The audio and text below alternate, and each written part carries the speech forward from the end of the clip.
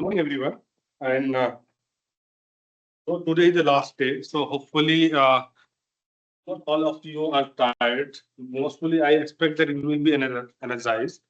So because we have both the time and the space, so I hope you have more energy than the time series workshop. So I will quickly come up to the today, the non-stationary panel.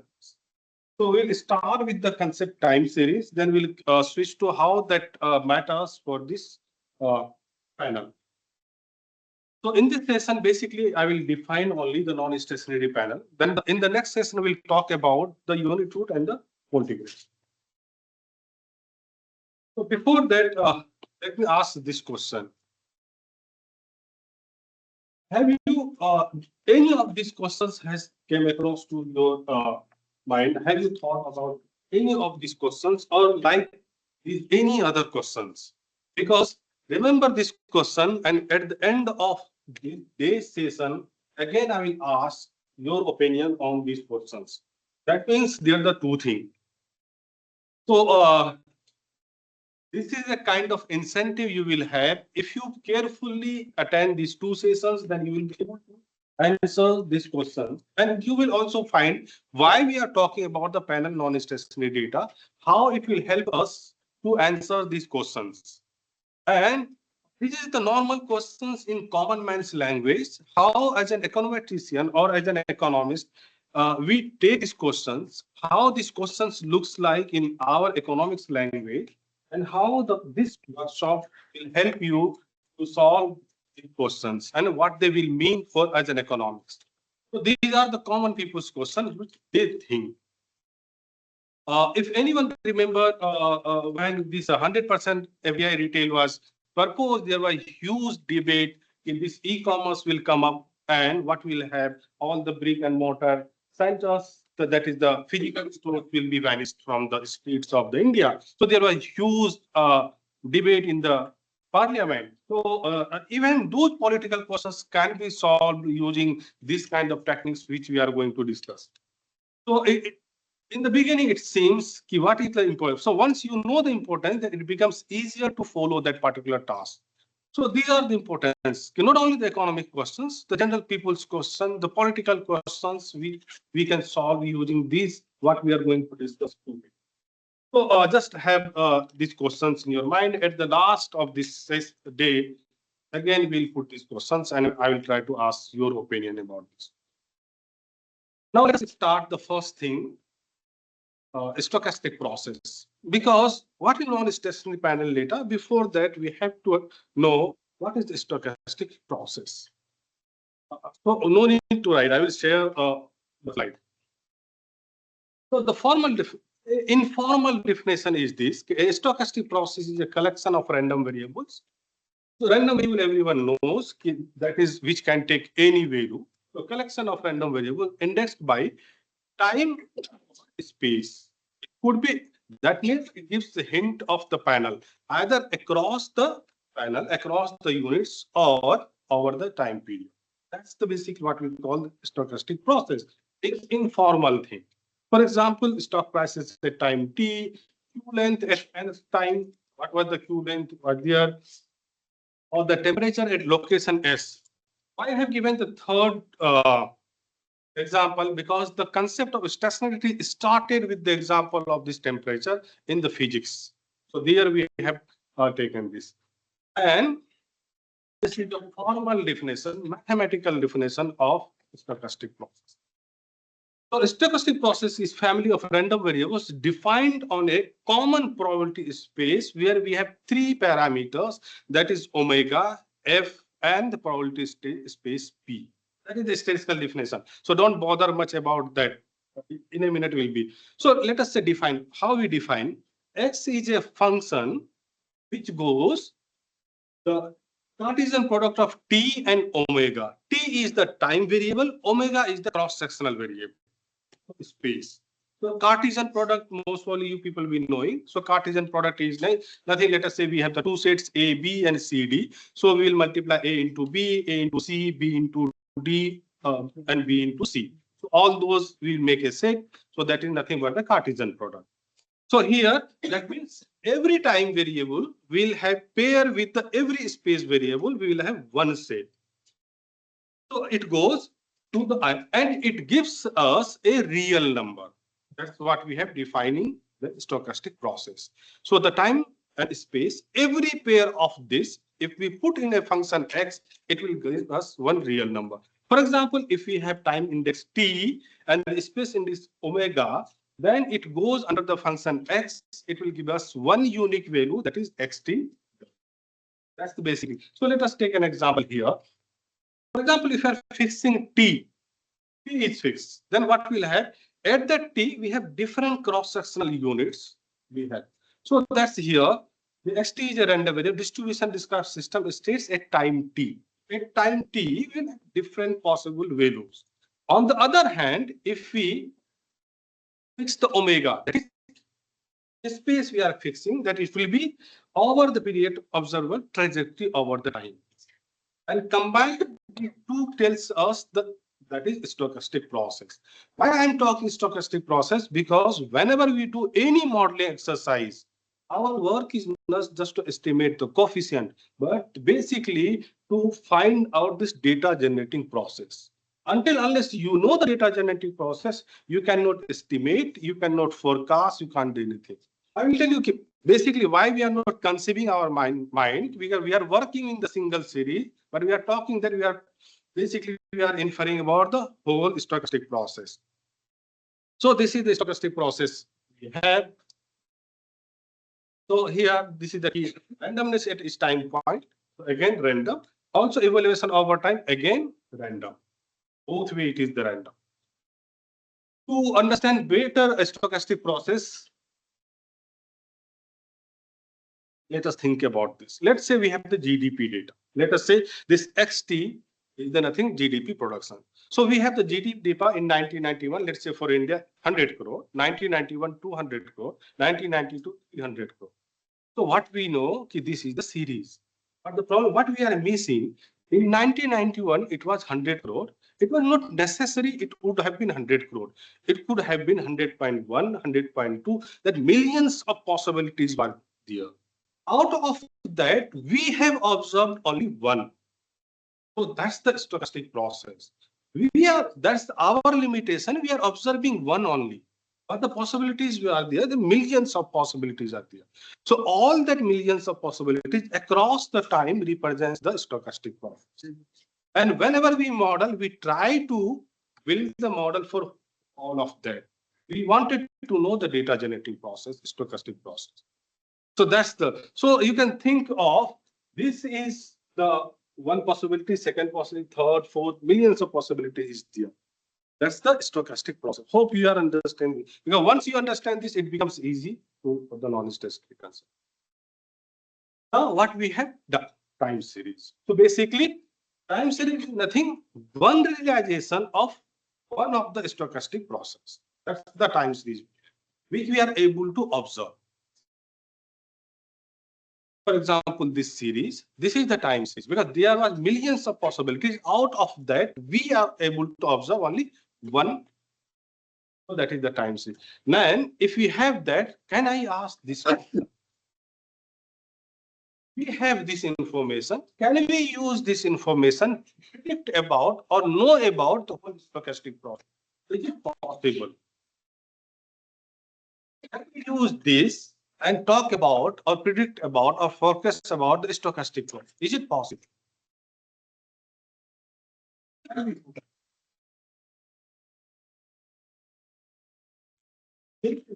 let me know. Can we do that? We have only single series and we will be talking about millions of possible series. Is it possible? That's the basically problem we have. How to solve that problem? It takes us to the concept of ergodicity. This ergodicity. And we'll see that if the data is ergodic, then only we can do that. We'll have one single series and talk about all of that. If only if the data is ergodic. So what is ergodic? Mathematically, I'm not going in detail. We will use the picture to understand that. So this is the series we have. Now, if we take the average of one of the series, let us say this is the X bar limited.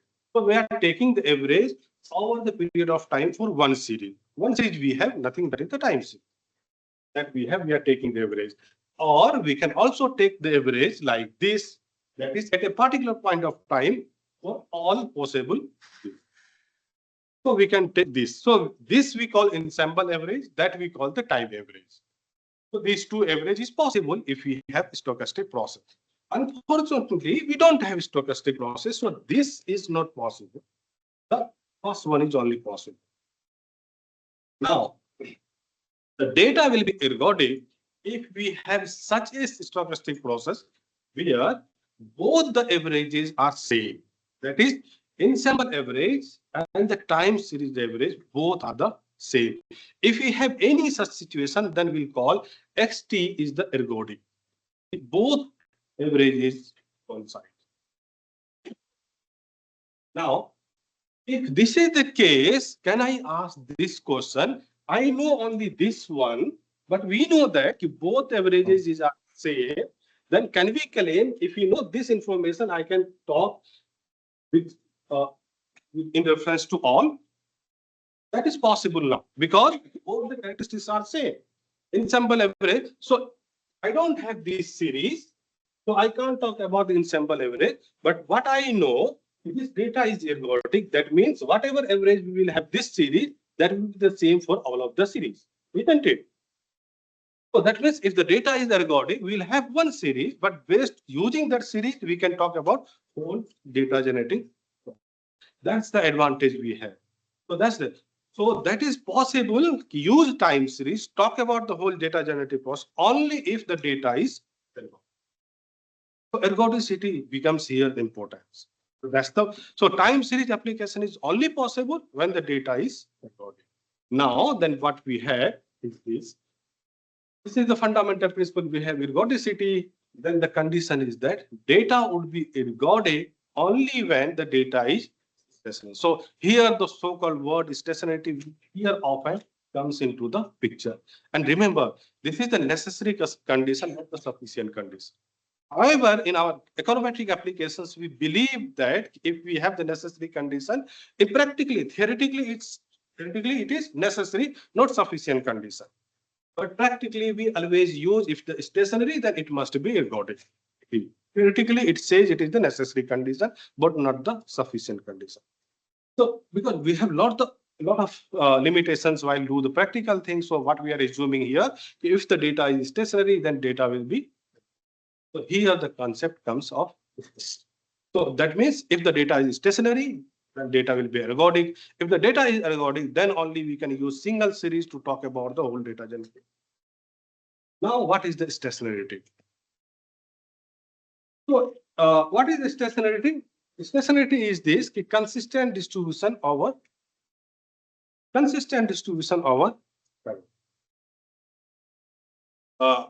which we common language use. Money hasn't affected the characteristics of this particular man. So, over the years, everything changes, but the characteristics remain the same. So same way here we are talking, the distributional characteristics of any series is not changing if we change the time.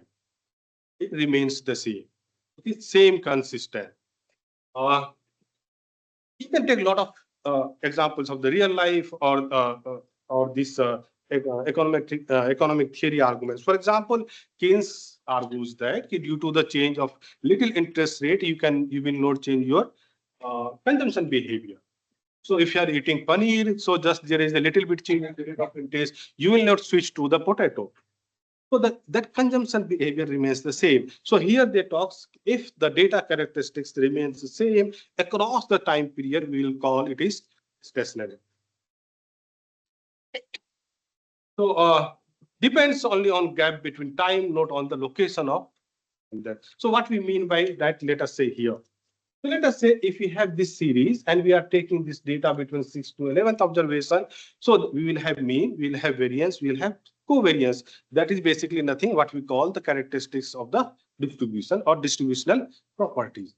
Now, if I am taking same distance of data, but at 46 to 51, and all the distributional characteristics for this period of time and this period of time remains same, then what we call the data is stationary. That's what we mean by that. For example, mean, variance, covariance, whatever we have here, the same mean and variance, covariance will get it. Then it will be the data is done. However, if you change the time period, then obviously it will be different. So time gap should be same, but it's different. So location doesn't matter, time gap matters. If this is the case, then we will call it stationary. So stationary could be of two types, because when I started what I told, distributional characteristic, that means all the distributor, basically when we say mean, variance, we are talking only two moments. There are billions of space is there.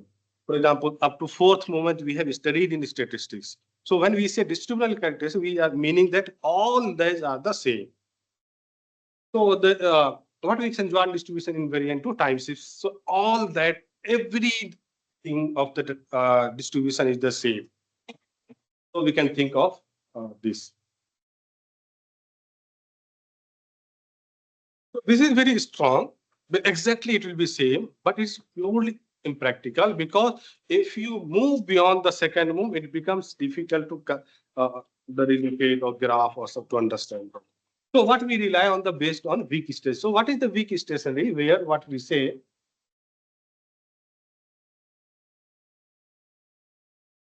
that mean is the constant, variance is constant, and autocovariance depends only on the lags between time gap, not exactly what is the location of time. This is the thing that which we call the weak stationarity. So stationary process have predictable statistical properties, because if I know the data 10 to 15, this is the property. I know this is the stationary, so I can predict from 20 to 25, it will be the same, because we know this is the same. You explain the third. Autocovariance depends only on the. Let us say if I'm taking what is the autocovariance? Correlation between 2 points. Let us say x1 to x5. Now the time gap is 4. Now if I'm taking, let us say x6 to x10, x11. So again the time period gap is 4. So in such cases, if data is stationary, the autocovariance should be same. It doesn't matter we are measuring from 1 to 5 or 6 to 11. If it is non-stationary, then it will be different. So that is only gap matters. So stationary process, what are the conditions where we have these three conditions for the stationary process? On the other hand, what will be the non-stationary data? This will be usually looks like this. Now let us take two time periods. Let us say 20 to 40 years and 60 to 80. The time gap is same. Can you think of the mean? Let us say example mean of this part and mean of this part will be same. No. So that's the, because it will be the non-stationary. Sorry, non-stationary data. So the time varying mean and or variance. So any of this is time varying, we'll call non-stationary. Permanent, if has any shocks, then it will be permanent. That I will talk in a minute how much it matters for us. Statistical property changes over time. So whatever properties we have here may not be the same here. So then we call it non-stationary. Then forms of non-stationarity could be arising because of the two things. One, we can have deterministic trend. So for example, yt is alpha plus beta t. So in simple terms, what it says that as time passes, the series is also changing. That's what we call it. So this is a deterministic trend. As time increases, the yt also increase. It may be positive, it may be negative. But it follows the time. If time passes, the data will change. So that is the thing. So constant variance, but mean changes over the time. So that is the deterministic trend. On the other hand, what we have the stochastic trend, what basically we will talk about unit root here. So that is basically what we say yt into yt minus 1 plus epsilon t. So here the yt depends what was the past value. It depends on that, not only on the time trend. Here it is changing, but because of the time. Here it is changing. What was the last time? It will have impact on the what will be the next. So that's the what we call it. So here variance also grows with the any data you take. For example, stock prices data. If the today is the larger variance, obviously the tomorrow will be also larger variance. That's what we have the leverage effect, all those comes. Here the permanence of effects will be. And whether the non-stationarity form we have this or this, the treatment should be depending on what treatment we do, depending on that whether we have this form or this form. So if we have the non-stationary, this returning, then what we will do? We basically, if we have deterministic trend, then what we will do? We regress that YT on the time period.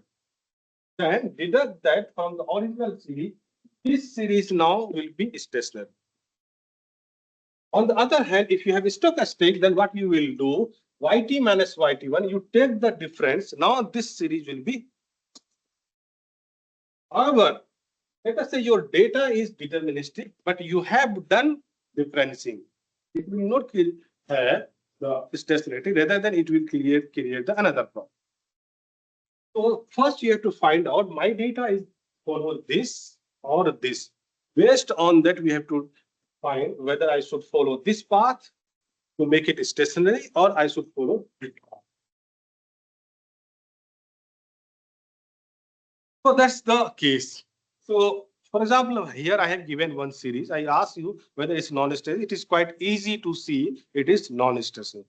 But practical world, most of the times it may not be that much easy using the graph. So what we have, we can detect the non-stationary either graphical analysis, visual inspection of time plots we can do, and directly we can see if it is changing, we can say, okay, it is non-stationary or stationary. But most of the times it becomes very subjective. Therefore, what we have statistical test. In time series, what we have, one we call the unit root test, another we call the stationary test. Both works the same thing, only the null hypothesis changing. In unit root test, what we assume the data is non-stationary. In the stationary test, what we assume the data is stationary, then check whether my statement is true or false. That's why it called stationary test. And in unit root test, what we say data is non-stationary, then we check whether my statement is true or false. That's the only difference. Otherwise, nothing is there. Both gives us whether data is non-stationary or. So today we are not going to talk this. We'll talk about counterpart of this in the panel. That's the basically idea. So we'll heard a lot of term unit root. So what is the unit root? To understand unit root, let us consider a R1 that is autoregressive of order 1 process. Why we call autoregressive? Because xt is depending on xt itself. And why we call order of 1? Because there is only one line. So this is the case we have. Remember the stochastic process. So that's what here we are taking. Now, if you throw recursive means let us say xt is equal to 5xt minus 1. So what will be xt minus 1?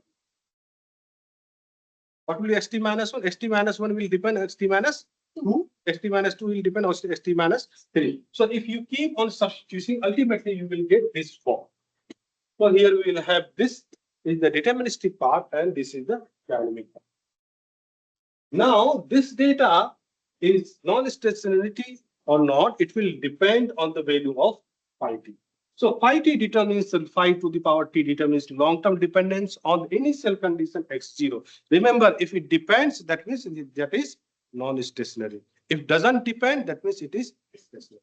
So ultimately, we will be concerning what is the value of this figure, isn't it? So let's talk about that. Stationary process, that is when phi, the value of phi of that coefficient is less than 1. Phi to the power t. So that let us say it is 1 upon 2. If it is 1 upon 2, so 1 upon 2 to the power 2, what will happen? 1 upon 4, 1 upon 2 to the power 3, 1 upon 8. So 1 upon 2, 1 upon 4, 1 upon 8. So the value is increasing or decreasing? Decreasing. If we have power n, let us say infinity, what will be the value? Almost 0. So that's what we are talking here. If x to the power t and t tends to infinity, then this value is 0. 0 multiplied by initial value is equal to 0. So that means that term becomes 0. Only what term we will have? We will have only this term. So, and this term doesn't say it depends on the initial value, only this term. So this That means mean will be 0, variance will be constant, and shock will be slowly decaying, isn't it? So all this is the property of stationarity. That means if the value of phi is less than 1, the data will be stationary. For example, temporary market shocks, it dissipates over the period of time. So that's what we call this. Then the second case, what we'll have here when phi is equal to 1. If the phi is equal to 1, then the shock is permanent because every time it will depend on the previous previous again. So the same thing will be over the period of time. So in such cases, the infinite memory, because it is not decaying, it remembers everything. So this generation remembers the what happens, the next generation remains the same information, next generation remains the same information. So there is no information loss. So exactly it do. So what the, let us say what the fifth generation information had, it will depend what was happening in the first generation. So that means there is the dependency. Once there is the dependency, that means statistical properties will not be stable across the period of time. So the shocks will be purchased. So implication will be permanent short. So whatever happened in the initial, same will go through the on the time series. So then we will have this non-reverting path, and what we call this is the non-stationary case. Then what is the third case? Third case, 5, the value of 5 could be more than. So it could be like this. Is it possible? So then if the phi is more than 1, that means 2 to the power 2, 4, 4 to the power 2 to the power 3 is 8, 2 to the power 16. So it will go to the infinity. Is it possible? In the economics or finance, is it possible you give a shock, that shock multiplies across the time? Forget about the statistics, forget about the mathematics. Just let me know about using your common concepts, common logic. Is it possible? What implication it will have? What does it say? Let us say what we know. If we do the investment, the GDP will increase, isn't it? If this is the kind of phenomena we have, that means what? If you invest 100 crore rupees this year, next year, if the multiplier factor is 200, 400, 800, so every year, automatically GDP will increase. So will there be any need of the another investment? That means once you invest, your GDP infinitely will increase. Do we have that kind of thing? That's not possible. That's why this case we completely ignore. We do not consider this. So that's what we have written. Economists ignore this. Why they ignore this? Rare in the financial economics. Rare of the rarest case. You cannot find any series which makes sense of this phenomena. It's not possible. And implies infinite growth, which basically violates the whole resource constant, from where the economics starts. The economics starts from there only. We have the resource constant. So if you believe in this, that means we have entirely redo the economy. Then bubble behavior, but unsustainable long-term growth. So we will not talk about this. Now we have the two cases. Either phi is equal to less than 1 or phi is equal to 0. If less than 1, that means data is stationary. If phi is equal to 1, that means data is non-stationary. So whole point in any unit root test belongs to find out this only. So what is the unit root test? There is another term related, what we call integration. So I0, that means if the series is given xt and we don't have to make it stationary by doing manipulation, then we will call it is I0. It is integrated of order 0. That means the data at level without any manipulation is stationary. If we have to difference one time, then what we call the data contains one unit root, and we will call our data is integrated of order 1. When we say data is integrated of order 1, that means one time we have to make the difference to make it stationary. If we have to make 2 time difference,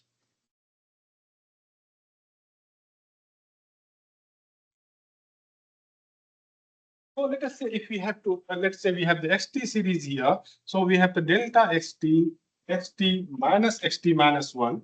So that means we have one unit rule and the series xt is integrated of order 1. If we have to make another difference, let us say delta xt to, so here delta xt minus delta xt minus 1, then we will call together xt 2-unit rule and xt have. That's what, how many times you have to make difference. Then the panel data. Well, all this already you have conversed with the last 2 days. So what is the panel data? This is, you might have to be aware about that. Now I will ask this question: why we use the panel data? What is the need of the panel data? What are the advantages we have?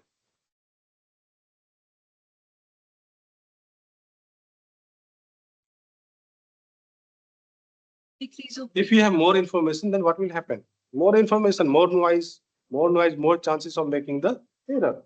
Then why we go to the panel data? So you have this the advantage. I'm asking you, telling more information. More information means there is chance of making more error. Then why we are going to do that? Knowingly you are going to the deathbed. Why? Sir, in panel, sir, am I audible? Yes, please. Sir, actually in panel data, what happens, the panel data explains about how we classify those data into different groups, as time series doesn't account for that.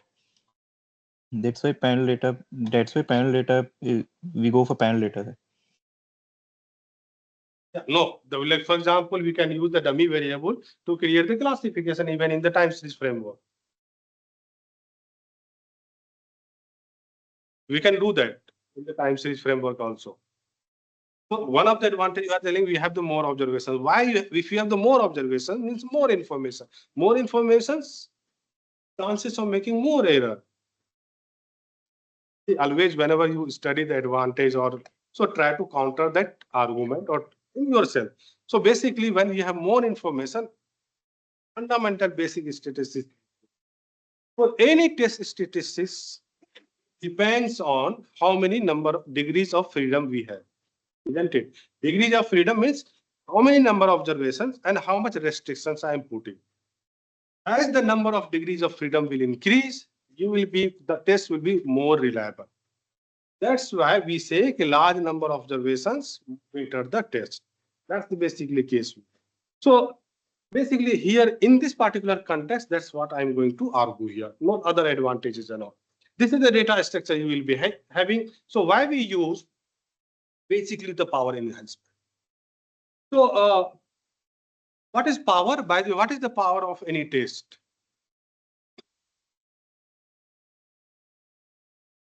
Have one the level of significance. Another we have power.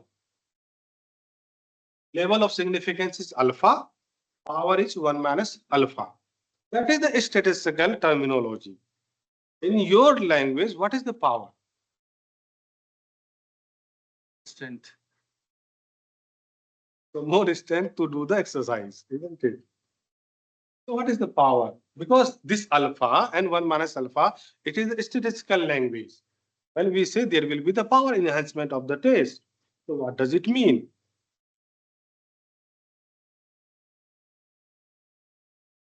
See, the level of significance, what it says that if let us say we say 5%. So what basically we say, my null out of 100 times, even 5 times it is wrong, I will assume it is correct. That's the alpha. And here power is 1 minus alpha.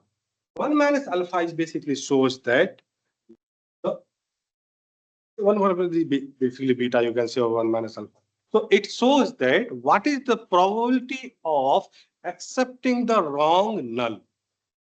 If I'm wrong and I'm accepting that, what is the chance of accepting that wrong null? It is true. That is the basically power. So here, if you have large number of observations, That means it is, you know, your better position to reject the null if it is really wrong. Otherwise, you will make error if your number of the question is okay, your assumption is wrong, your null is wrong, but you will accept it is true. In our case, for example, data is non-stationary, we are assuming. So powerless means if it is stationary, still you are assuming it is, believing it is non-stationary. Is it? Yeah, right. So that empirical advantage in the panel route. So this guy, Smith et al. 2004, he tested that what he observed, if in comparison to the time series unit root test, the panel unit root test have around 30 to 50% higher power. That means correctly identifying whether the null is true or. So that was the advantage. But once you have the panel data, you have also certain challenges. What are the challenges? We have cross-sectional dependence. So what is the cross-sectional dependence? We'll talk in the next session in detail. Parameter heterogeneity, because every group may have the different characteristics. Dimensionality N and T growth rates affected asymptotic means always what we assume T tends to limit, it will follow a central limit theorem. So what is the central limit theorem? Everything comes from the normal distribution if you keep on increasing the size. So in this case, it will depend whether n is growing faster than t or t is growing faster than n. Sometime whether the n by t ratio is growing in which sense. That sometimes matters whether your test will be asymptotic or not. So these are the certain challenges we have.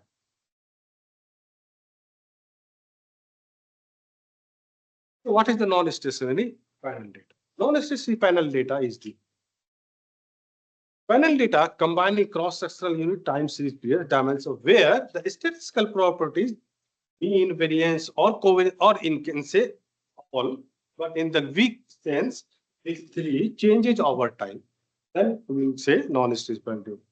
Contains trends, unit roots, or structural breaks, then also it will be non-stationary. Now remember, when we say contain, we do not claim that all of that cross-sectional unit will have this property. Even one of them, they have this property, your panel data will be non-stationary. Remember, we are not claiming all of that should have this property. Any one of them, if they have this property, whole entire panel will be considered as non-stationary.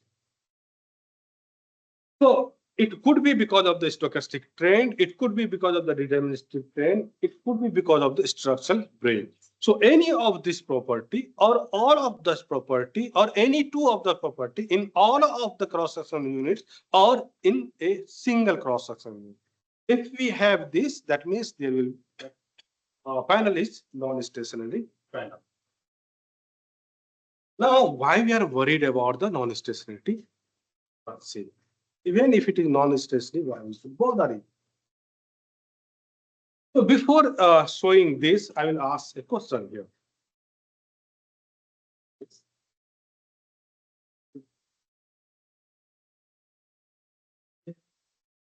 It's 11. Till 11, we have time. Tea break when it is table. 45. So 10:40. let me ask.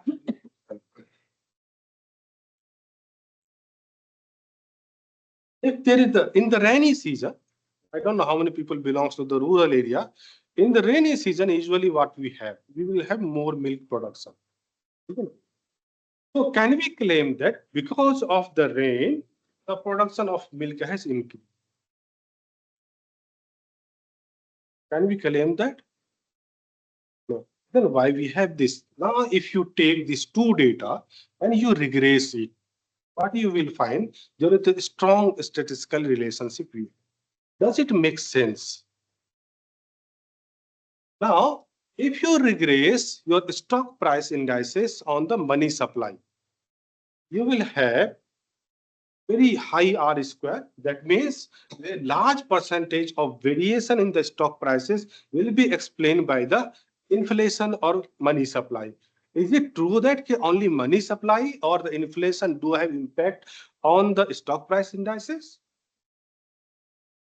Even if it has a minute, the GDP has more. But if you take the data of the money supply and stock prices indices, and if you regress, the R square will be almost around 90, 78, 80%. That means 80% variation of the stock prices is being explained by only one variable, that is prices. Or if you regress the milk production on the rainy or the rainfall, you will have a strong relationship. You know why we have this kind of relationship? This is just, or you can think of this way. You are walking on the road, so behind your someone is also walking. So you went to office, he also was on the same company, we both went on the same route, same vehicle. Can we assume both are the friends? Maybe, may not be. In this case, non-stressed, that's the basically problem. What they believe, if both are going together, both are working in the same place, they must be the friends. So if you don't care about the non-stressed, this kind of relationship will have. It doesn't make sense. Not necessarily will have the same thing, but you will find the statistical relation. That's where we are worried. So that's I'm going to show you here. So what will be the consequences of the three critical problems we will have? What the first we have talked, what is the spurious regressions? False correlation between the trending variable. That relationship you have got because both are trending into the similar fashion. There is no underlying relationship here. Because it's a rainy season, so rainfall will be there. So, but same time milk production has increased. We are finding a statistical relation. Though there is no real relationship between these two variables. So what is the indication of the spurious regressions? False correlation between trend R square is more than 0.9 for the unrelated series. So for example, if you regress and you get all of the variables are T statistic is significant, very high R square, rather than being happy, you have to be very worried. Because see, think simple logic. Economics phenomena is very complex situation. If you are taking two variable, three variable, it cannot explain more than 60, 70% of the phenomena. If it is goes beyond that, then that means you have to be very little bit careful. Because economics is complex. We cannot say GDP is explained by only the investment or the other few variables. It is very complex. So whenever you get R square more than 80, around 90, be careful, recheck your estimation, see all those parameters, is it really? Otherwise, it may be the most probably the case of spurious regressions. Then the second case, what we have, the bias estimators. Inconsistent parameter estimates, failure of the CLT means the central limit theorem in OLS, FXFR, and FF. Inconsistent parameter estimates, what we mean by that. Let us say you have observation of 100. Now you have observation of 101. Your parameter estimates will be change hugely. If you reduce few observation or increase few observation, there will be large change. So one way to test that, if you have this spurious regression problem, just try to add some observation or reduce some observation and re-estimate. If you find huge change, that means there might be the problem of non-stationary. Then third is invalid inference, because the standard errors will be invalid. So obviously, if you take that and make inference, it could be misleading. So estimating the relationship GDP trending and the ice cream sales trending is significant, but is it a relationship? Whether GDP is increasing, the ice cream sales will also increase. So unit root test for panels, what we have, these are the certain unit root tests we have, and there are the certain assumptions. So what I'm going to do in the next session, we'll take one from each group and try to explain. When you use the panel unit, then we have to consider cross-sectional dependence and heterogeneous unit roots. So that's the first session. Now in the next session, what we'll do, we'll talk about the unit root test in the panel framework, then the configuration test in the panel framework. So before ending that, any question you have? Heterogeneous risk